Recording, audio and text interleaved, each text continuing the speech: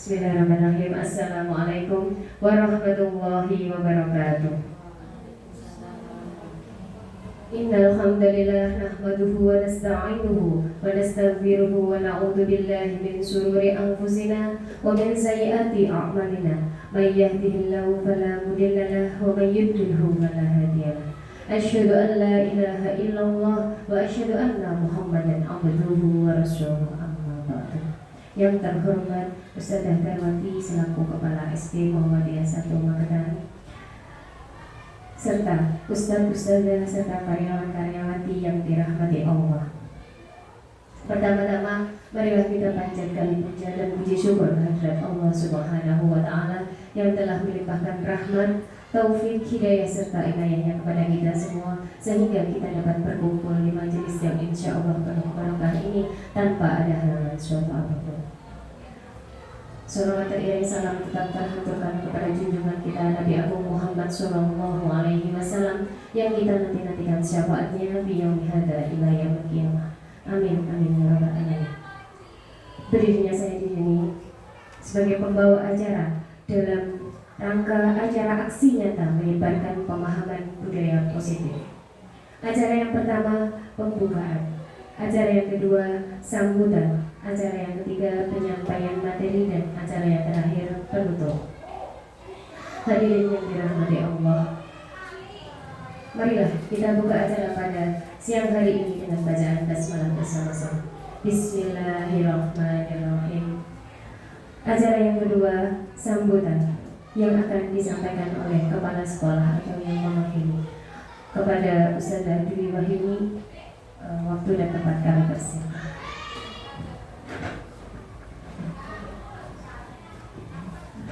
Bismillahirrahmanirrahim. Assalamualaikum warahmatullahi wabarakatuh. Kepada Ustadz dan Ustadzah yang kami hormati, pada siang hari ini akan disampaikan ilmu yang disampaikan kepada Ustadz dan Ustadzah yang disampaikan oleh Ustadzah Muhandayani. Mohon nanti diperhatikan, kemudian nanti bisa mengamalkan dengan baik. Yang hari ini materinya adalah menyebarkan pemahaman budaya positif. Untuk itu nanti mohon diperhatikan saat Ustadzah Muhandayani menyampaikan materinya, kemudian bisa mengamalkan di SD Muhammadiyah ini dan bisa mengembangkan perkembangan pendidikan di SD Muhammadiyah ini dengan baik. Mudah-mudahan Ustadz dan Ustadzah bisa mengikuti dengan baik dan bisa mengamalkan dengan lancar. Untuk itu mohon Ustadzah Muhandayani menyampaikan dengan lancar, kemudian Ustadz dan Ustadzah mengikuti dengan baik. Terima kasih untuk selamat mengikuti. Assalamualaikum warahmatullahi wabarakatuh.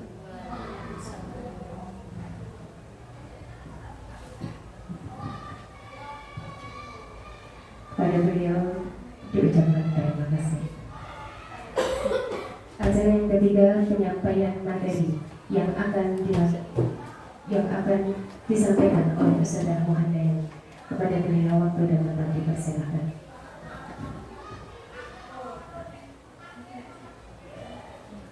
Assalamualaikum warahmatullahi wabarakatuh.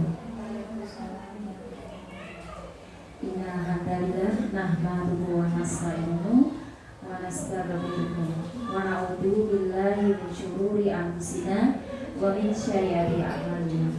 May yahdihillahu fala mudilla lahu wa may yudlilhu fala hadiya lahu. Asyhadu an la ilaha illallah wa asyhadu anna Muhammadan abduhu wa rasuluh. Yang saya hormati Ustadzah Dwi Wahyuni yang tadi sudah mewakili dari Kepala SD Muhammadiyah 1 Magetan.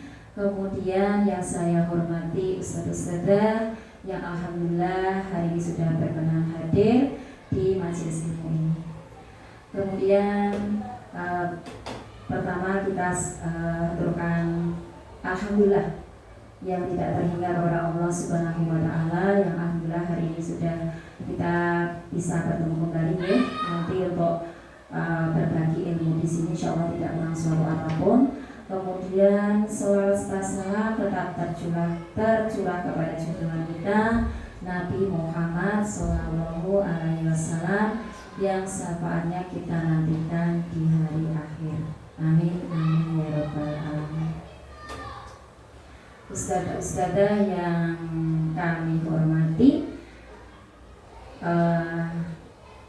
saya perlu perkenalan nih.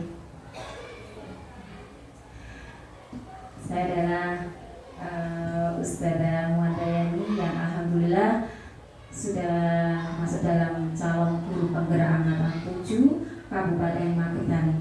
Nah, ini dari SD Muhammadiyah 1 Magetan. Jadi di sini ya.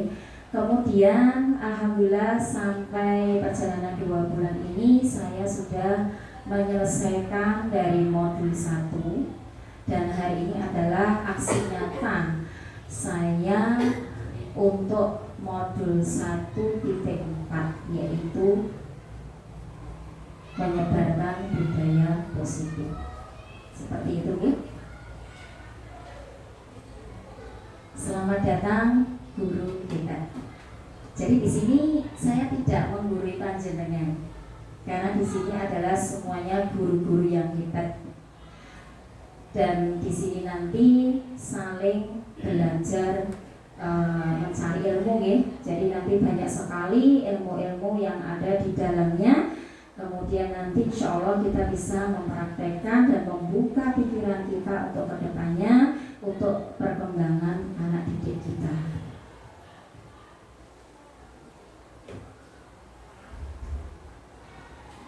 Budaya positif. Apa tuh budaya positif itu? Budaya positif itu adalah nilai-nilai, keyakinan-keyakinan dan kebiasaan-kebiasaan di sekolah yang berpihak pada murid agar murid dapat berkembang menjadi pribadi yang kritis, penuh hormat dan bertanggung jawab. Nah, itu adalah budaya positif. Jelas berarti adalah kebiasaan-kebiasaan yang baik yang ada di dalamnya, juga termasuk nilai-nilai kebajikan yang ada di dalamnya.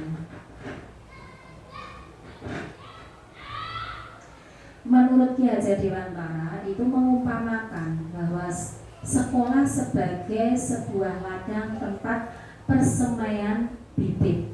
Agar bibit bisa berkembang secara maksimal, maka petani dapat memperbaiki kondisi tanah, memelihara bibit tanaman, memberi pupuk dan air, membasmi ulat-ulat atau jamur-jamur yang mengganggu hidup bibit tanaman dan lain sebagainya. Itu Ki Hajar Dewantara. Nah, dalam hal ini bibit itu siapa?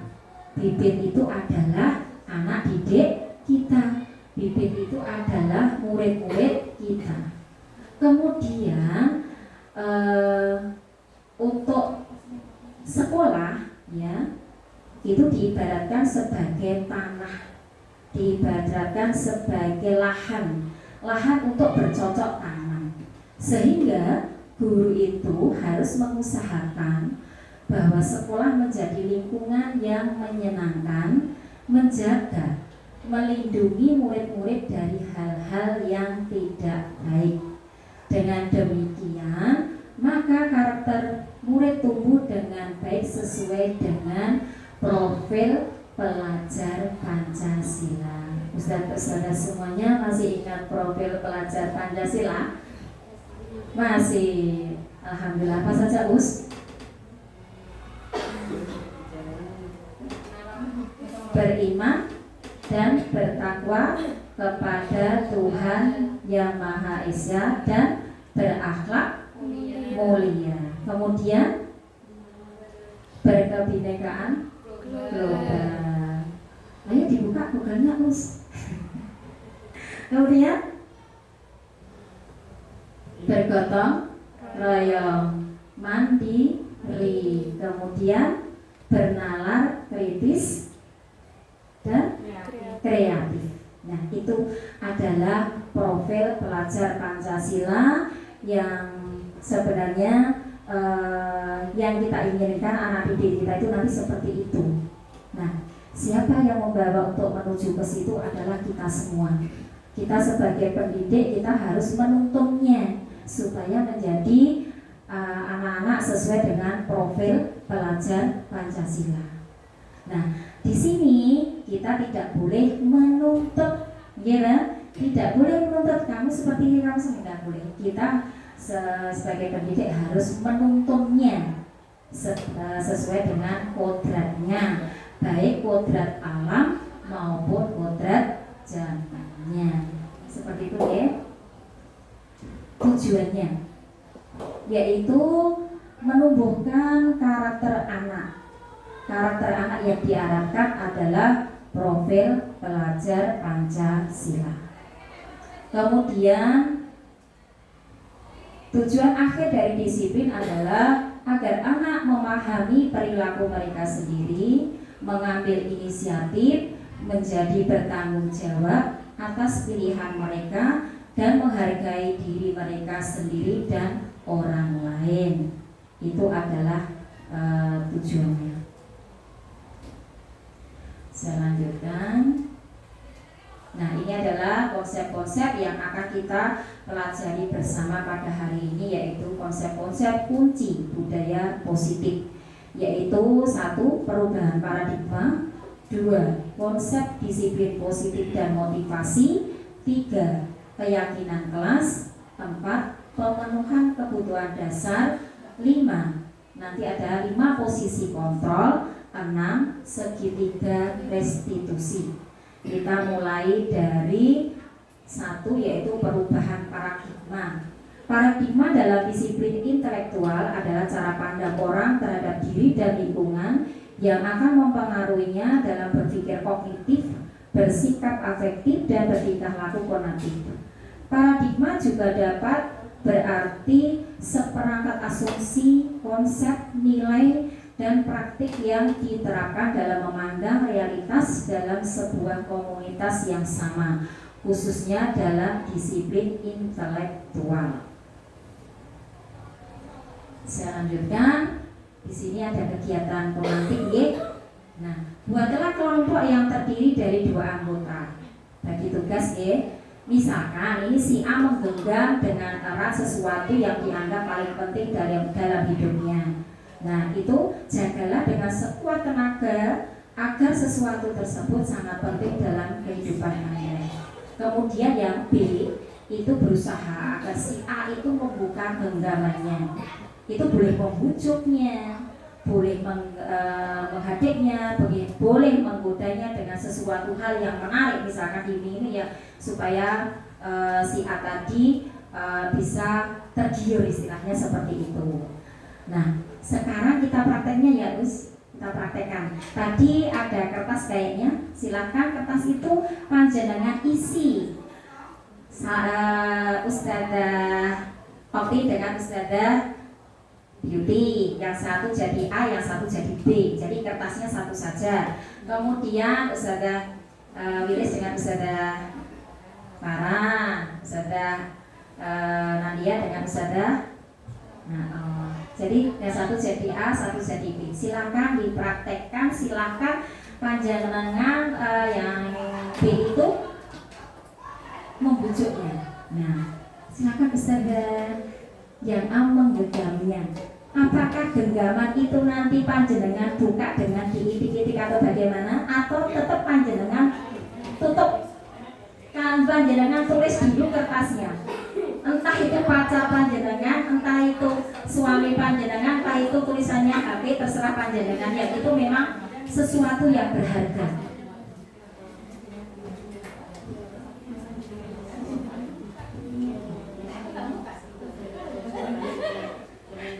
Silakan.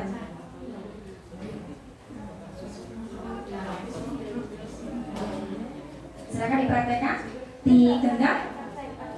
Ayo yang satu yang B silakan. Dibujuk. Nah, silakan dibujuk. Nah.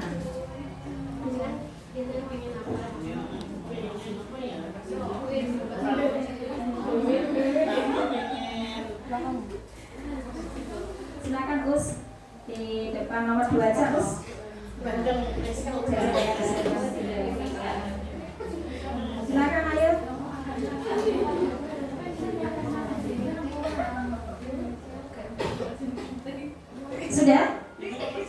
Sudah? Saya tanya ya. Saya tanya ke Ustazah Nadia. Tadi dibujuk sama Ustazah siapa? Citra. Dibuka enggak? Enggak. Kenapa? Tadi panjenengan mengusahakan apa, Us? Saya berusaha mengajak berbicara, lalu berusaha mengisah genggaman dia, tapi tidak bisa terbuka. Tidak bisa terbuka. Kenapa Ustazah Nadia tidak mau membukanya? Karena menurut saya, karena ketika saya sudah memiliki tekad untuk digenggam dan keyakinan saya akan memegangnya secara kuat. Kira-kira apa ya isinya? Sok penasaran kok kita ini tidak mau membuka itu apa ya? Coba dibuka Ustaz.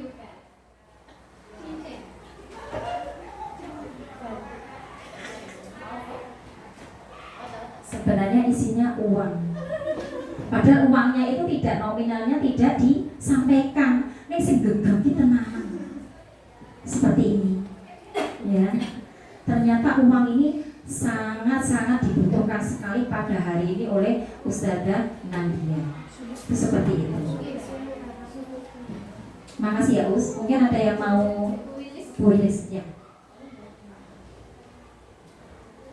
Terima kasih. Kalau saya kasihkan Us. Soalnya saya mau berbagi. Syukur-syukur dibagi.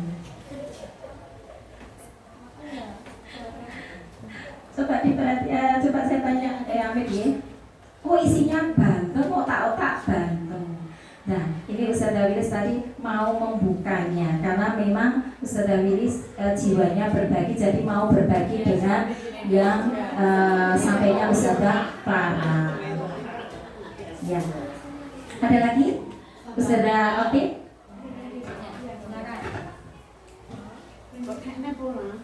Sampaikan ya. Oh, dibuka apa enggak tadi? Tidak. Us. Kenapa? Apa isinya sangat berharga sekali? Ya, yang saya butuhkan, yang saya inginkan saat ini. Nah, apa itu? Saya pengen sepeda Us, karena saya tidak punya sepeda. Saya itu kalau lihat orang sepeda tuh pengen, jadinya pengennya itu juga apa? Bersepeda, ya biar sehat. Terima kasih. Ada lagi?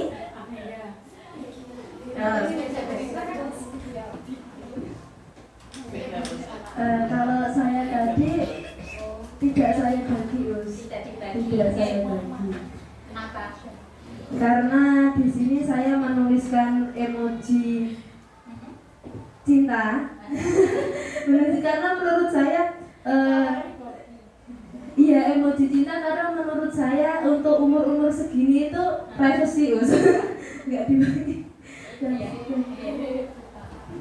Tidak apa-apa. Tadi sudah digenggam ya, yang ada di dalamnya. Ada yang tetap digenggam, ada yang kemudian dengan berbagai iming-iming atau mungkin itik-itik, saya tidak tahu. Tapi akhirnya ada yang membuka. Nah, coba diperhatikan di sini ya. Kenapa Ama bersedia membuka genggamannya? Sudah bilis tadi ingin berbagi. Kenapa A tidak bersedia membuka genggamannya? Karena sesuatu yang memang dibutuhkan diri. Seperti itu ya. Disinilah ya, kita sendiri yang memegang kontrol atas kepalan tangan kita. Apakah kita membuka atau menutup kepalan tangan kita, itu bergantung pada diri kita masing-masing, sesuai dengan kebutuhan dasar kita saat itu. Jadi kontrolnya itu memang pada diri kita. Arpo diapaknya kalau memang kita itu butuh, maka kita tidak akan memberikannya.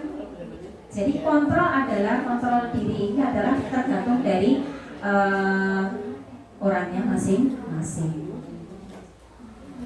Lanjut ya Us. Ya. Sekarang meluruskan miskonsepsi teori kontrol. Ya. Meluruskan ya Us tentang teori kontrol. Ilusi guru mengontrol mengontrol murid. Pada dasarnya kita tidak dapat memaksa murid untuk berbuat sesuatu jikalau murid tersebut memiliki untuk tidak melakukannya. Walaupun tampaknya kita sedang mengontrol perilaku murid tersebut. Hal ini karena murid tersebut sedang mengizinkan dirinya dikontrol.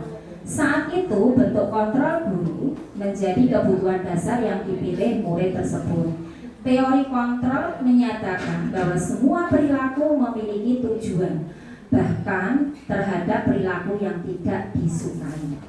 Jadi seperti itu. Kemudian ilusi bahwa semua penguatan positif efektif dan bermanfaat. Pada dasarnya kita tidak dapat memaksa murid untuk berbuat sesuatu jikalau murid tersebut memilih untuk tidak melakukannya. Walaupun tampaknya kita sedang mengontrol perilaku murid tersebut. Hal ini karena murid tersebut sedang mengizinkan dirinya dikontrol. Nah, saat itu bentuk kontrol guru menjadi kebutuhan dasar yang dipilih murid tersebut. Teori kontrol menyatakan bahwa semua perilaku memiliki tujuan, bahkan terhadap perilaku yang tidak disukai. Lanjut ya. Masih meneruskan miskonsepsi teori kontrol, ilusi bahwa kritik dan membuat orang merasa bersalah dapat menguatkan karakter. Nah, di sini menggunakan kritik dan rasa bersalah untuk mengontrol murid menuju pada identitas gagal. Mereka belajar untuk merasa buruk tentang diri mereka. Mereka mengembangkan dialog diri yang negatif. Loh ya. Kemudian kadang kala sulit bagi guru untuk mengidentifikasi bahwa mereka melakukan perilaku itu. Karena seringkali guru cukup menggunakan suara halus untuk menyampaikan pesan yang negatif. Kemudian ilusi bahwa orang dewasa memiliki hak untuk memaksa. Banyak orang dewasa yang percaya bahwa mereka memiliki tanggung jawab untuk membuat murid-murid berbuat hal-hal tertentu. Apapun yang dilakukan dapat diterima selama ada sebuah kemajuan berdasarkan sebuah pengukuran kinerja. Pada saat itu, orang dewasa akan menyadari bahwa perilaku memaksa tidak akan efektif untuk jangka waktu panjang dan sebuah hubungan permusuhan akan terbentuk. Ini meluruskan miskonsepsi tentang teori kontrol yang tadi sudah kita praktekkan. Nah, di sini menurut Gajah Binatang ya, bila kita ingin membuat kemajuan perlahan sedikit-sedikit, ubahlah sikap atau perilaku Anda. Namun bila kita ingin memperbaiki cara-cara utama kita, maka kita perlu mengubah kerangka acuan kita. Ubahlah bagaimana Anda melihat dunia, bagaimana Anda berpikir tentang manusia. Ubahlah paradigma Anda. Jadi kita dianjurkan untuk mengubah skema pemahaman dan penjelasan aspek-aspek tertentu tentang realitas. Di sini ada stimulus respon tentang dunia, kemudian di sini ada teori kontrol. Jadi kita harus mengubah dari stimulus respon kepada dengan teori kontrol. Di sini kebutuhan kita sama, kemudian realitas kebutuhan kita berbeda untuk teori kontrol. Semua orang melihat hal yang sama untuk stimulus respon, kemudian di teori kontrol setiap orang memiliki gambaran yang berbeda. Kita mencoba mengubah orang agar berpandangan sama dengan kita, kemudian di teori kontrol kita berusaha memahami pandangan orang lain tentang dunia. Perilaku buruk dilihat sebagai suatu kesalahan itu pada stimulus respon. Tapi untuk teori kontrol, semua perilaku memiliki tujuan, baik perilaku buruk maupun perilaku baik. Kemudian stimulus respon, orang lain bisa mengontrol saya, tapi di teori kontrol hanya Anda atau kita yang bisa mengontrol diri kita sendiri. Kemudian stimulus respon, saya bisa mengontrol orang lain. Di teori kontrol, Anda tidak bisa mengontrol orang lain seperti tadi. Dipraktekkan tadi, jenengan mau seperti apa, memang yang tadi di umum itu juga kalau memang tidak tidak mau buka, ya tetap tidak mau buka. sesuai dengan kontrol dirinya masing-masing. Kemudian di stimulus respon, pemaksaan ada pada saat rujukan gagal. Di teori kontrol, kolaborasi dan konsensus menciptakan pilihan-pilihan baru. Di stimulus respon, itu model berpikirnya menang atau kalah, tapi di teori kontrol, model berpikirnya menang, semua menang. Karena tidak ada yang kalah.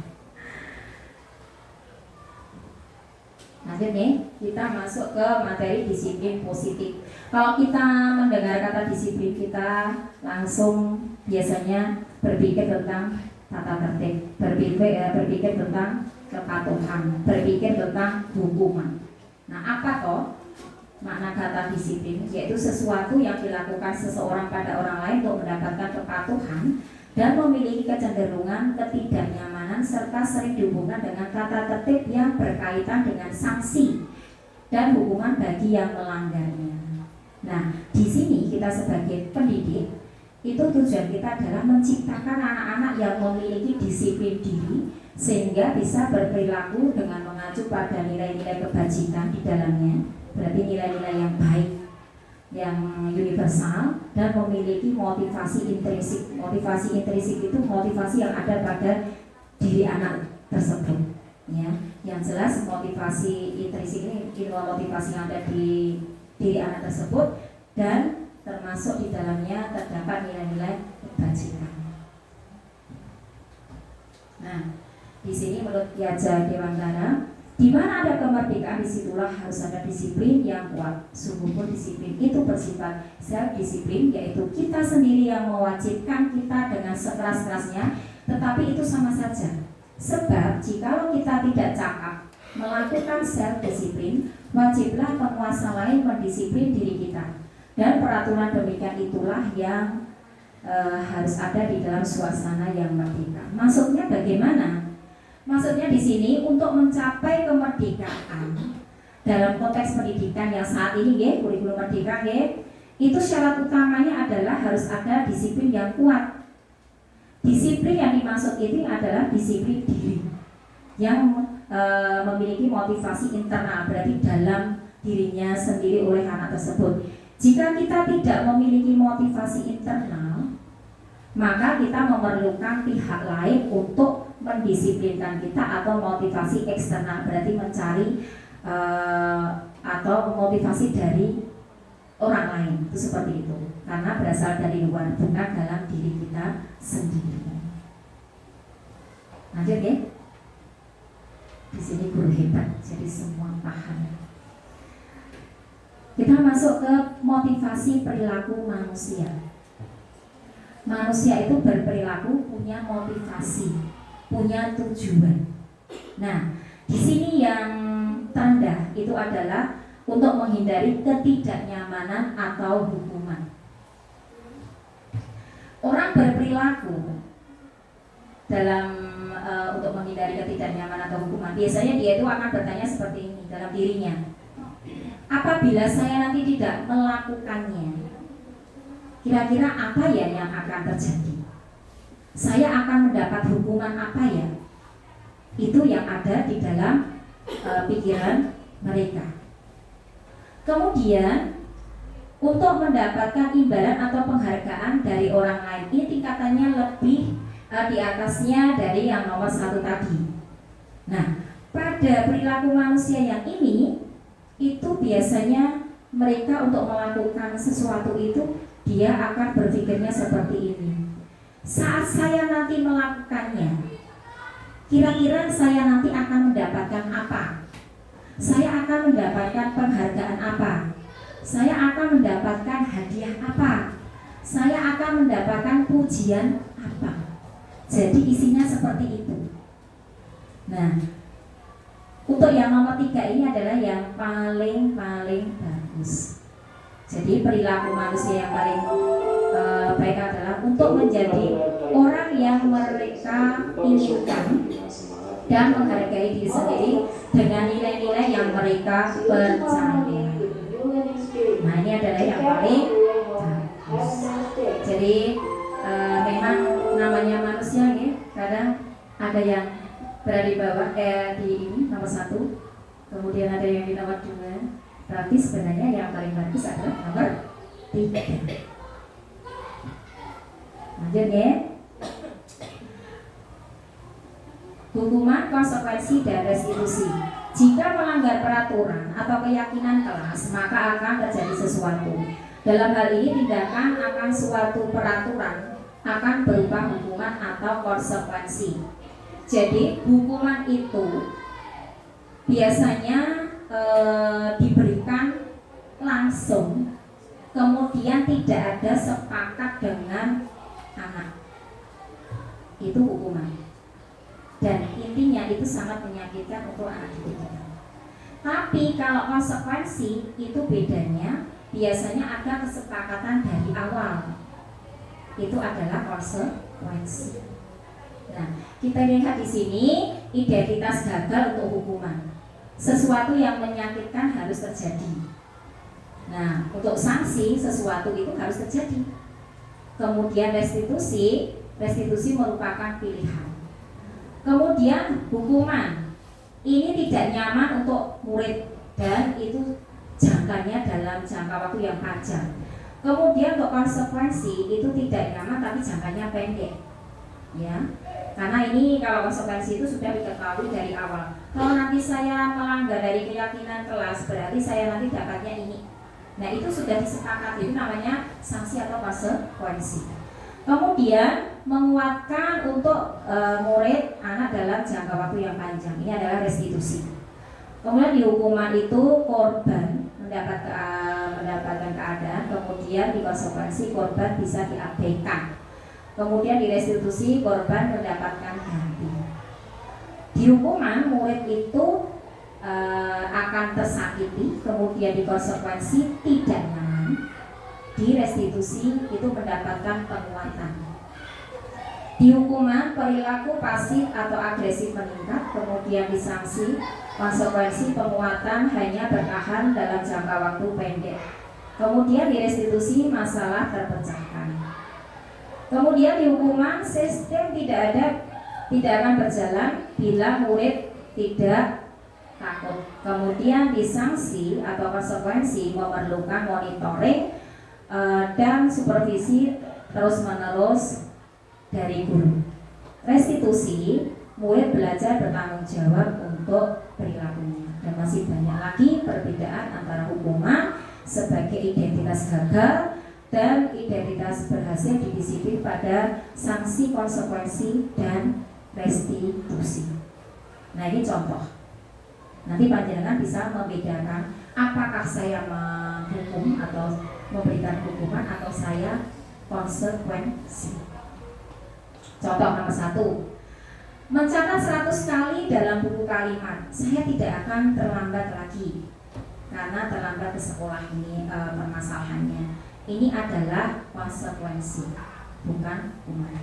Kemudian lari mengelilingi lapangan basket 2 kali karena terlambat hadir di sekolah. Ini adalah hukuman, termasuk hukuman di sini. Kemudian nomor 3, membersihkan coretan yang dibuatnya di meja tulis. Hukuman apa konsekuensi itu, saudara? Konsekuensi. Kemudian murid diminta untuk push up 15 kali karena tidak menggunakan masker di sekolah. Hukuman apa konsekuensi? Hukuman. Menggantikan kertas tugas teman yang telah dicoret-coret. Hukuman apa konsekuensi? Konsekuensinya karena sudah mencoret-coret kertasnya teman. Seperti itu ya. Kemudian berjemur di lapangan basket pukul 12 siang karena mengobrol dengan teman. Termasuk hukuman apa konsekuensi? Hukuman. Jadi panjenengan nanti ke depannya bisa apakah saya memberikan hukuman atau saya memberikan konsekuensi. Seperti itu ya. Dan mungkin panjenengan sebenarnya sudah pernah melaksanakan. Jadi di sini nanti kita membuka diri. Intinya seperti itu. Apa yang seharusnya kita lakukan? Seperti itu ya. Nah, di sini adalah dihukum oleh penghargaan. Sebenarnya mau dihukum, mau diberi penghargaan itu sama-sama memberikan pengaruh sebenarnya tidak baik untuk potensi anak. Dalam hal ini pengaruh jangka panjang yaitu jika untuk mendapatkan sesuatu kehilangan motivasi diri untuk melakukan hal baik, tidak menyadari tindakan baik yang dilakukan. Kemudian penghargaan merusak. Ini menumbuhkan rasa iri terhadap orang yang dipuji, menyenangkan memberi penghargaan, menimbulkan kecemasan dalam persaingan yang tidak mendapat kesempatan diberi penghargaan akan berhenti mencoba. Kemudian penghargaan tidak efektif. Dalam hal ini hanya untuk memenuhi persyaratan kecil. Ketika tidak mendapat penghargaan akan menumbuhkan ketergantungan. Kemudian penghargaan bisa mengurangi ketepatan. Sebagian anak diberikan jawaban benar, sebagian yang lain diberikan permen dan jawaban benar. Nah, hasilnya anak yang diberikan permen itu lebih banyak menjawab seperti itu ya. Kemudian penghargaan menghukum. Misalkan ranking 1 itu merasa mendapat penghargaan, ranking kedua dan seterusnya. Nah, ini akan merasa dihukum. Merasa dihukum apabila berharap suatu penghargaan. Penghargaan dan hukuman itu bersifat mengendalikan. Saya lanjutkan ya. Kita masuk ke keyakinan kelas. Kenapa bukan keyakinan? Kenapa keyakinan kelas? Kenapa bukan peraturan kelas? Nanti ada perbedaannya. Keyakinan kelas dibangun secara bersama-sama, ini antara murid dengan guru, sehingga memunculkan motivasi diri untuk melaksanakan. Sehingga murid mengetahui sanksi atau konsekuensi yang didapat atas perbuatannya. Sedangkan peraturan kelas itu cenderung memerintah, sehingga seorang siswa hanya menaati peraturan dengan hukuman jika melanggar. Jadi ada perbedaannya antara keyakinan kelas dan peraturan kelas. Biasanya keyakinan kelas itu dibuat pada saat awal masuk. Jadi kedepannya semua anak akan melaksanakan sesuai dengan keyakinan kelas yang sudah dibentuk. Nah, bagaimana toh keyakinan kelas itu bisa sifatnya lebih abstrak daripada peraturan, jadi lebih rinci, lebih konkret. Kemudian keyakinan kelas berupa pernyataan-pernyataan universal. Kemudian pernyataan keyakinan kelas senantiasa dibuat dalam bentuk yang positif. Keyakinan kelas hendaknya tidak terlalu banyak sehingga mudah diingat dan dipahami. Keyakinan kelas sebaiknya sesuatu yang dapat diterapkan di lingkungan tersebut. Jadi kemungkinan di kelas 1 dengan kelas 1 dengan kelas yang lain itu kadang berbeda karena kesepakatannya juga berbeda. Seperti itu ya. Kemudian semua warga kelas hendaknya ikut berkontribusi dalam pembuatan keyakinan kelas lewat kegiatan curhat mendengar. Bersedia meninjau kembali keyakinan kelas dari waktu ke waktu. Contoh misalkan perbedaan antara peraturan dengan keyakinan kelas. Misalkan peraturan kelas di sini dilarang menggunakan HP saat pembelajaran. Kemudian dilarang mengobrol sendiri saat diterangkan guru. Dilarang makan dan minum di dalam kelas. Nah, bagaimana dengan keyakinan kelas? Keyakinan kelasnya hanya suasana tenang, belajar nyaman. Jadi seperti itu perbedaannya antara peraturan kelas dengan keyakinan kelas.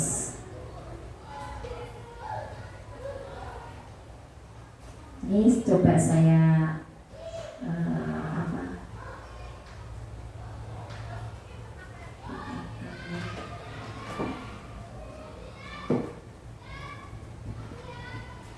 yang pernah saya praktekkan.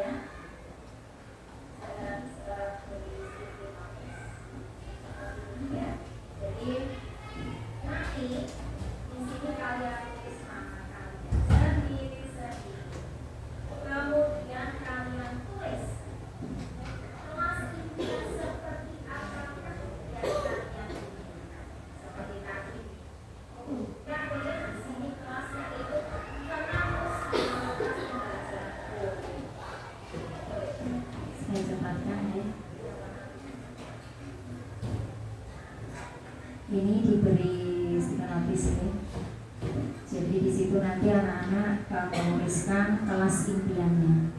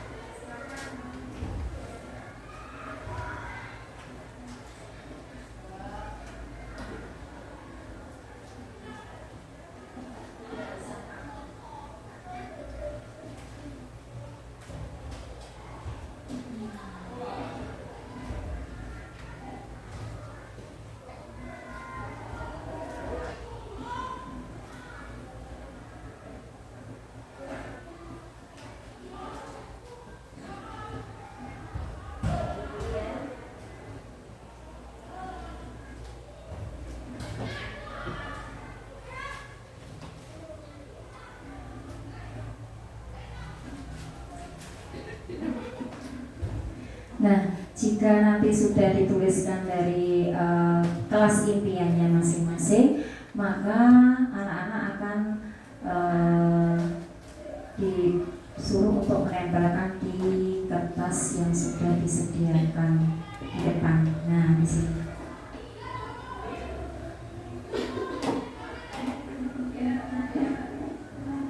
Nah, ini isinya macam-macam karena memang menurut mereka, kelas menurut mereka yang diinginkan di kelas tersebut seperti apa.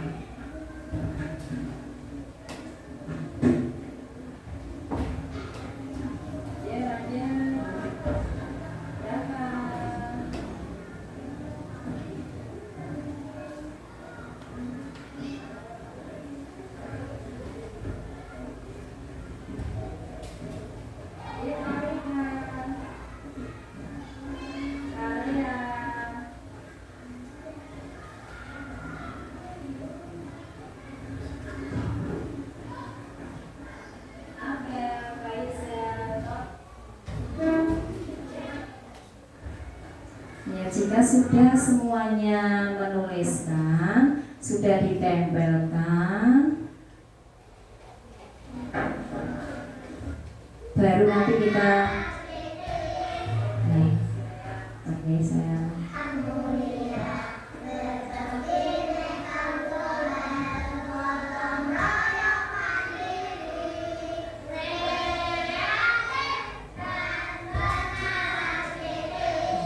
lagunya program belajar Pancasila.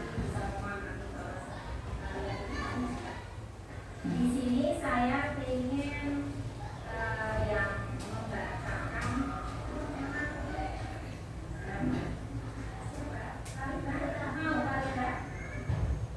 Ya, kita minta tolong sambil untuk menumbuhkan kemandirian kepada anak untuk membacakan yang bersedia maju untuk membacakan dari keyakinan kelas yang sudah dibuatnya. Oke. Dan ini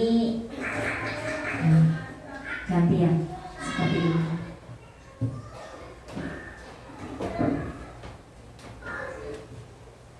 Agak saya cepatkan ya, nanti panjenengan membuatnya ya paling nggak langkah-langkahnya seperti ini.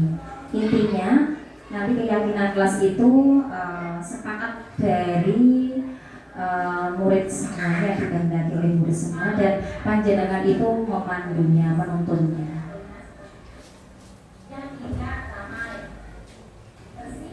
Nah, nanti kita putuskan di sini.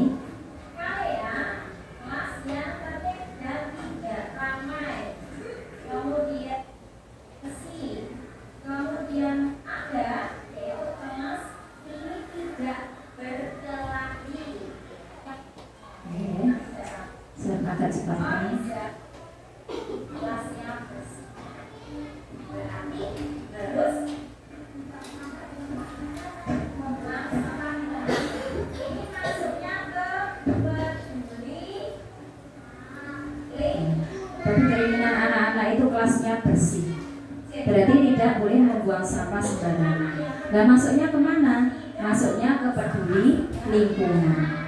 Jadi nanti jika mereka ada yang melanggar dari keyakinan kelas, berarti dia masuknya kita arahkan keyakinan kelas mana yang mereka tidak lakukan, yaitu ke peduli lingkungan. Itu seperti itu. Nah, ini kelas yang ramai. Kemudian keinginannya kelasnya itu tenang, berarti di sini keinginannya mereka adalah semuanya harus tertib. Mau kemana-mana juga izin seperti itu. Tertib semuanya, tertib dari pakaiannya, tertib dari berada di kelasnya.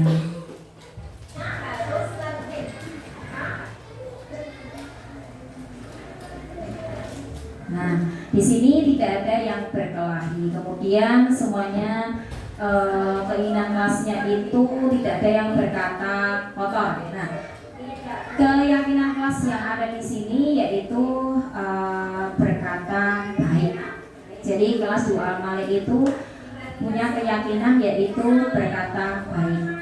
Ada juga saling menghormati. Kemudian kelas yang religius karena di dalamnya pagi sudah hafalan, kemudian sudah berdoa, baik berdoa masuk kelas maupun berdoa mau makan, kemudian berdoa setelah makan dan sebagainya. Juga termasuk berdoa mau belajar dan berdoa mau pulang sekolah. Seperti itu ya. Nah, keyakinan kelas ini selanjutnya kita tekankan kepada anak didik kita supaya dilaksanakan dan setiap kali boleh disuruh untuk membaca paginya supaya apa? Tertanam dalam hati. Dan keyakinan kelas ini boleh ditempel di tempat-tempat yang mudah dilihat supaya apa? Supaya anak-anak langsung ini loh keyakinan kelas dan teringat selalu. Paham ya Ustazah?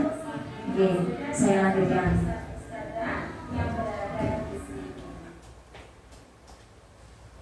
Saya lanjut ke kebutuhan dasar manusia. Kebutuhan dasar manusia itu ada 5, yaitu kesenangan, cinta kasih sayang, kemudian kebutuhan dasar kebutuhan bertahan hidup, kemudian kebebasan dan penguasaan. Kebutuhan dasar ini semua sebenarnya harus setiap manusia harus terpenuhi. Nah, bagaimana jika tidak terpenuhi, maka akan mereka akan melakukan sesuatu hal yang tidak sesuai. Kita masuk ke kebutuhan bertahan hidup. Kebutuhan bertahan hidup di sini adalah kebutuhan yang bersifat fisiologis untuk bertahan hidup, misalnya kesehatan, rumah, makanan, seks sebagai bagian dari proses reproduksi, termasuk kebutuhan untuk tetap bertahan hidup. Komponen psikologis pada kebutuhan ini meliputi kebutuhan akan perasaan aman. Ini kebutuhan bertahan hidup. Kemudian cinta dan kasih sayang. Kebutuhan ini dan 3 kebutuhan berikutnya adalah kebutuhan psikologis. Kebutuhan untuk mencintai dan meliputi kebutuhan akan hubungan dan koneksi sosial. Jadi kebutuhan untuk memberi dan menerima kasih sayang dan kebutuhan untuk merasa menjadi bagian dari suatu kelompok. Kebutuhan ini juga meliputi keinginan untuk tetap terhubung dengan orang lain seperti teman, kemudian keluarga, pasangan hidup, teman kerja, binatang peliharaan dan kelompok di mana kita bergabung. Kemudian penguasaan, kebutuhan akan pengakuan atas kemampuan. Kebutuhan ini berhubungan dengan kekuatan untuk mencapai sesuatu, menjadi kompeten, menjadi terampil, diakui atas prestasinya, dan keterampilan kita didengarkan dan memiliki rasa harga diri. Kebutuhan ini meliputi keinginan untuk dianggap berharga, bisa membuat perbedaan, bisa membuat pencapaian, kompeten, diakui, dihormati. Ini meliputi self-esteem dan keinginan untuk meninggalkan pengaruhnya. Ini masuk ke kebutuhan penguasaan. Kemudian kebebasan.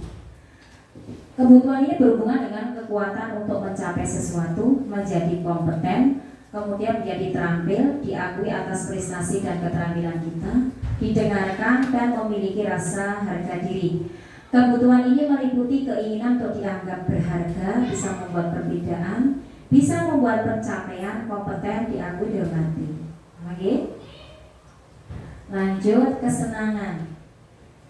Ini adalah untuk mencari kesenangan, bermain, dan tertawa. Anak-anak dengan kebutuhan dasar kesenangan yang tinggi biasanya ingin menikmati apa yang dilakukan. Mereka juga konsentrasi tinggi saat mengerjakan hal yang disenangi. Bahkan mereka akan mengoleksi dari barang-barang atau permainan-permainan yang mereka senangi. Itu tadi adalah kebutuhan-kebutuhan dasar manusia, yang bagaimana caranya manusia itu untuk memiliki kebutuhan, terpenuhi kebutuhan tersebut. Jadi mereka akan melakukan apapun yang jelas dengan yang positif, seperti itu, ya. Nah, bagaimana nanti kalau tidak terpenuhi, tadi sudah saya sampaikan, maka mereka akan melakukan sesuatu hal yang tidak sesuai. Nah, sini, ya. Ini adalah 5 posisi kontrol. Di sini nanti, apakah panjenengan itu pernah menjadi seorang penghukum, pembuat rasa bersalah, atau sebagai teman, atau sebagai pemantau, atau yang terakhir sebagai manajer. Nah, di bawah inilah yang sebagai manajer itu adalah yang paling baik. Jadi nanti kita belajar bersama-sama. Meskipun kita pernah melakukannya, tapi nanti dengan adanya seperti ini kita sudah tahu ilmunya, makanya kita akan membuka mata hati kita kemudian untuk merubah. Sebagai seorang penghukum biasanya bisa menggunakan hukuman fisik maupun verbal. Orang-orang menjalani posisi penghukum senantiasa mengatakan bahwa sekolah ini adalah sistem atau alat yang dapat lebih menekan murid-murid lebih dalam lagi. Contohnya, guru itu akan berkata begini, awas, atau akan berkata seperti, patuhi aturan saya, manut aku. Nah, seperti itu. Saya sendiri pernah seperti itu juga. Jadi nanti kita belajar bersama untuk kedepannya lebih baik. Kemudian kamu selalu saja salah. Nah, selalu, pasti selalu yang terakhir selesai. Gitu. Seperti itu sebenarnya keliru, ya. Kemudian yang kedua, sebagai teman, guru di posisi teman menggunakan hubungan yang baik dan humor untuk mempengaruhi seseorang. Mereka akan berkata, ayo bantulah demi Bapak. Ayo ingat, tidak bantuan Bapak selama ini, ya sudah, kali ini tidak apa-apa, nanti ibu bantu bereskan. Sebagai posisi sebagai teman ini, biasanya kita dengan anak didik kita itu kadang kita itu pengennya itu memang memberi rasa sayang, tapi sebenarnya kadang itu menjadi sejenis bumerang. Jika pada suatu saat itu anak didik itu membutuhkan kita dan kita tidak berada di dalamnya atau berada di dekatnya, maka dia akan merasa kita bukan temannya. Seperti itu. Kemudian, nah ini pembuat rasa bersalah. Kelewat tadi, ya. Guru akan bersuara lebih membuat orang lain merasa tidak nyaman. Lebih suaranya lebih lembut, tapi di dalamnya itu nanti anak didik kita itu merasa bersalah sekali. Biasanya ini kata-kata yang keluar itu, ibu sangat kecewa sekali dengan kamu, nak. Kemudian berapa kali Bapak harus beritahu kamu, ya? Sangat seperti itu. Gimana coba kalau orang tua kamu tahu kamu berbuat begini? Meskipun seperti itu bahasa kita, ternyata itu juga belum pas. Membuat rasa bersalah anak itu dalam sekali. Itu seperti itu, ya. Kita lanjutkan. pemantau. Sebagai pemantau di sini berdasarkan pada peraturan-peraturan dan konsekuensi. Dengan menggunakan sanksi dan konsekuensi, kita dapat memisahkan hubungan pribadi dengan murid. Sebagai pemantau, posisi pemantau di sini, biasanya guru akan berkata, peraturannya apa toh? Apa yang telah kamu lakukan? Nah, sanksi atau konsekuensinya apa? Ya, diingat-ingat ya, sanksi atau konsekuensi tadi sudah disepakati. Seperti itu ya. Jadi kalau nanti panjenengan tanya sanksi atau konsekuensinya apa? Jika tidak piket, misalnya jika tidak melaksanakan atau membuat PR tugasnya, itu anak-anak pasti akan tahu karena konsekuensi itu disepakati bersama pada awal. Seperti itu ya. Dan pemantau ini biasanya punya catatan. Kita punya catatan ya, Ustaz-ustazah. Nah, kita punya catatan. Jadi punya catatan, kita pantau sudah berapa kali, sudah tidak melaksanakan keyakinan kelas berapa kali, itu kita pantau. Tapi di sini pun sebenarnya juga belum paling baik. Nah, dari 5 posisi kontrol tadi, apa toh yang paling baik? Yaitu manajer. Posisi di mana seorang guru berbuat sesuatu bersama murid itu mendukung agar murid dapat menemukan solusi dari permasalahannya. Nah, di sini guru akan berkata, apa yang kita yakini? Kemudian, apakah kamu meyakininya? Jika kamu meyakininya, apakah kamu bersedia memperbaikinya? Nah, jika kamu memperbaiki ini, hal ini menunjukkan apa tentang dirimu? Apa rencana kamu untuk memperbaiki hal ini? Nah, dari kelima posisi kontrol ini, posisi manajer itulah yang harus kita terapkan setiap harinya pada anak didik kita. Karena posisi yang nomor 5 ini adalah posisi yang paling baik. Jadi kita tidak sebagai teman, kita tidak sebagai pembuat penghukum, kita tidak di posisi pembuat rasa bersalah, kita tidak sebagai apa tadi, pemantau, ya. Tapi di posisi manajer ini sudah mencakup semuanya. Anak akan kita tuntut untuk mencari solusi dari permasalahannya yang telah mereka buat. Dan sebenarnya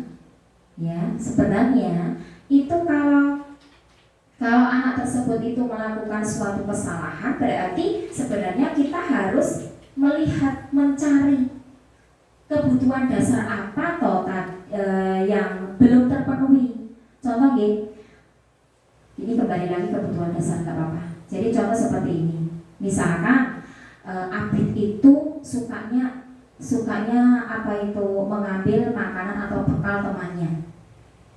Nah, kita tanyakan, Abid itu kenapa toh? Kan ada protes dari temannya. Abid kenapa toh kok suka mengambil atau meminta bekal kepada temannya? Temannya merasa terganggu karena tidak sekali 2 kali. Kalau Abid ini itu jawabannya adalah dia merasa lapar, tidak diberi bekal setiap hari dan tidak diberi uang saku untuk membeli makanan, berarti dia kebutuhan dasarnya untuk bertahan hidupnya itu tidak terpenuhi. Seperti itu. Jadi kalau anak didik kita itu misalkan ada sesuatu yang membuat mereka melakukan hal-hal yang tidak baik, kita tanya. Kemungkinan juga mereka itu hanya iseng. Nah, kenapa kok isengnya itu ke teman-temannya? Karena kalau melihat teman-temannya itu senang, diisengi, nah dia itu merasa senang. Berarti kebutuhan dasarnya yang tidak terpenuhi adalah kesenangan. Jadi di sini kita harus mengidentifikasi apa yang anak didik itu kita melakukan sesuatu hal yang tidak benar. Di di situ ya. Seperti itu maksudnya. Kita ke segitiga restitusi. Restitusi adalah proses menciptakan kondisi bagi murid untuk memperbaiki kesalahan mereka, sehingga mereka bisa kembali pada kelompok mereka dengan karakter yang lebih kuat. Ini menurut Gosen 2004. Restitusi membantu murid menjadi lebih memiliki tujuan, disiplin positif, dan memulihkan dirinya setelah berbuat salah. Jadi restitusi ini menciptakan murid itu untuk memperbaiki kesalahan mereka, kemudian kembali kepada kelompoknya dengan karakternya yang lebih kuat. Nah, restitusi ini adalah sebenarnya yang paling bagus. Bagaimana tingkatan atau tahapan dalam segitiga restitusi? Yaitu yang pertama adalah menstabilkan identitas. Menstabilkan identitas di sini yaitu bertujuan untuk mengubah identitas anak dari orang yang gagal karena melakukan kesalahan menjadi orang yang sukses. Nah, berbuat salah itu tidak apa-apa. Nah, kita tanya. Berbuat salah itu tidak apa-apa. Tidak ada manusia yang sempurna. Saya juga pernah melakukan kesalahan seperti itu. Kita bisa menyelesaikan masalah ini bersama-sama ya. Nah, di sini Bapak Ibu tidak mencari atau tidak tertarik mencari siapa yang salah. Tapi Bapak Ibu ingin mencari solusi dari permasalahan ini. Dan kamu berhak merasa begitu. Jadi diajak bicara jika anak tersebut melakukan kesalahan. Contoh, misalkan terlambat ke sekolah, ya, biarkan anak tersebut duduk dulu. Kemudian nanti jika sudah waktunya tepat kita tanya kenapa tadi terlambat sekolah, dipanggil. Ya, dipanggil, kemudian ditanyakan kita sudah melakukan seperti itu dan mungkin kita bisa bertanya seperti ini ya. Nah, seperti ini. Jadi kita bisa berbicara face to face ya.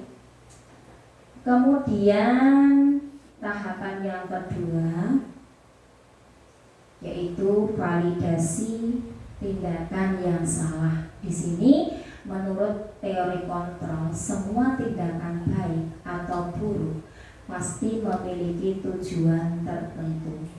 Seorang guru yang memahami teori kontrol pasti akan mengubah pandangannya dari teori stimulus respon ke cara berpikir proaktif yang mengenali tujuan dari tindakan. Kita tadi sudah membuka paradigma kita dari stimulus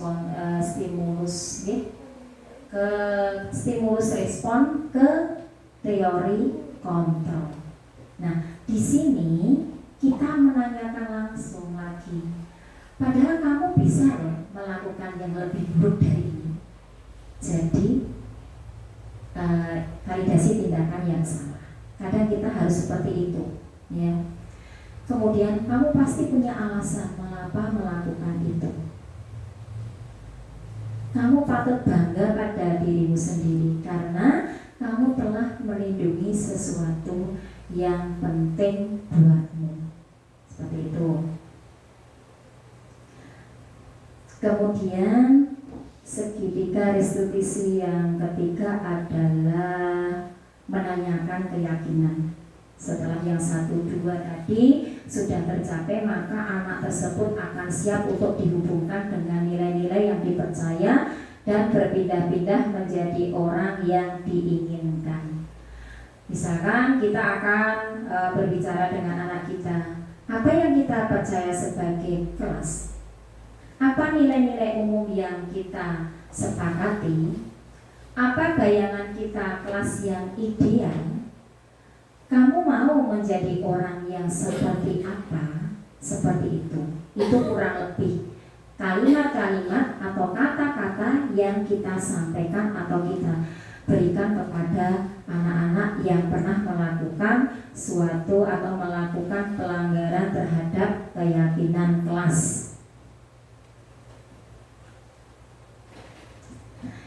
Nah, di sini segitiga restitusi itu yaitu bukan untuk menebus kesalahan, namun untuk belajar dari kesalahan. Restitusi itu memperbaiki hubungan. Restitusi adalah tawaran, bukan paksaan. Kemudian restitusi itu menuntun untuk melihat ke dalam dirinya anak. Restitusi mencari kebutuhan dasar yang mendasari tindakan. Jadi nanti anak itu kita akan tahu seperti yang sudah tadi saya sampaikan. Jadi kita akan tahu anak itu kenapa seperti ini, berarti kebutuhan dasarnya mungkin penguasaan yang tidak terpenuhi. Kemudian anak ini kenapa seperti ini tadi melakukan suatu pelanggaran, berarti mungkin anak itu karena kebutuhan dasarnya penguasaan yang tidak terpenuhi, seperti itu. Kemudian restitusi diri adalah cara yang paling baik. Restitusi itu menguatkan. Restitusi fokus pada karakter, bukan tindakan. Restitusi nanti akan mengembalikan murid yang berbuat salah itu pada kelompoknya, akan diterima kembali pada kelompoknya dengan baik, dan dia sudah tidak merasa disakiti karena kita bukan sebagai penghukum. Anak didik kita tidak merasa tidak nyaman yang berkepanjangan karena kita tidak juga sebagai penghukum, karena kita sudah melakukan tahapan dari segitiga restitusi. Ini contoh penerapan dari segitiga restitusi ya. Saya bukakan sebentar.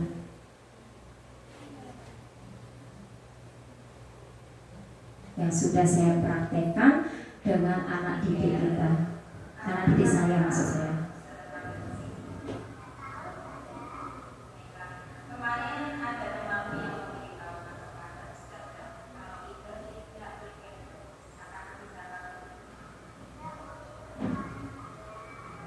Jadi itu pernah saudara melakukan yang sama sekali. Jadi nanti permasalahan kita seperti ya. Kemudian saudara ini alasan dari email kenapa kemarin tidak dikasih.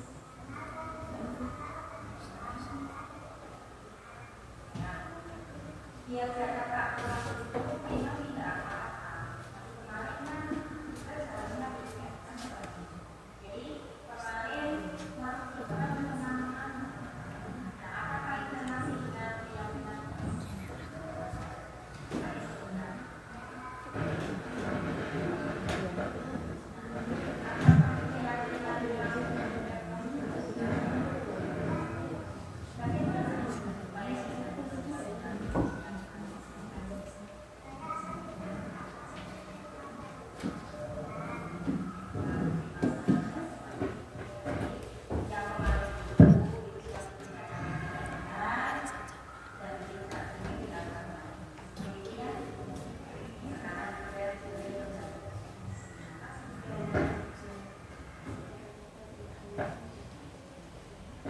Seperti itu ya.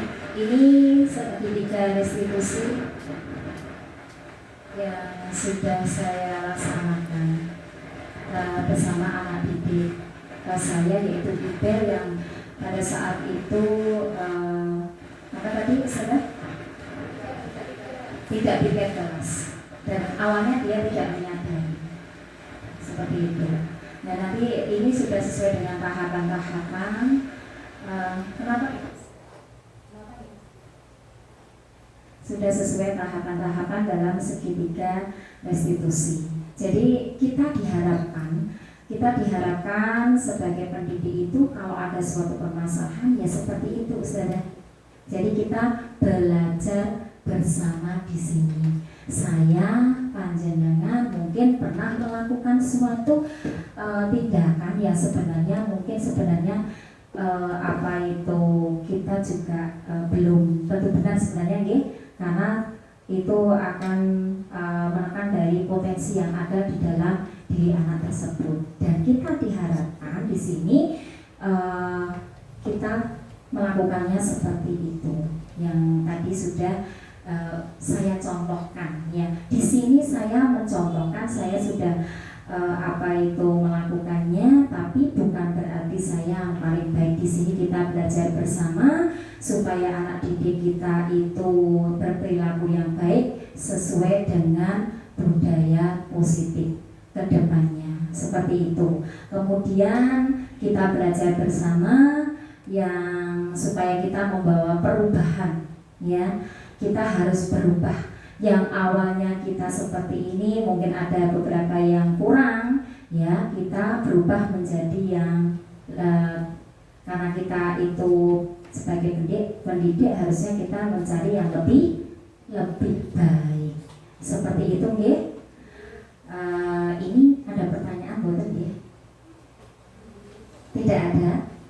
Jika tidak ada, saya akhiri dari saya acara pada hari ini untuk pemaparan materi saya. Jadi harapan saya menyampaikan seperti ini. Saya ulangi lagi, saling berbagi ilmu, belajar bersama untuk kedepannya supaya membawa perubahan kepada anak didik kita, membawa perubahan untuk SD Muhammadiyah 1 Magetan. Untuk selanjutnya saya kembalikan kepada pembawa acara.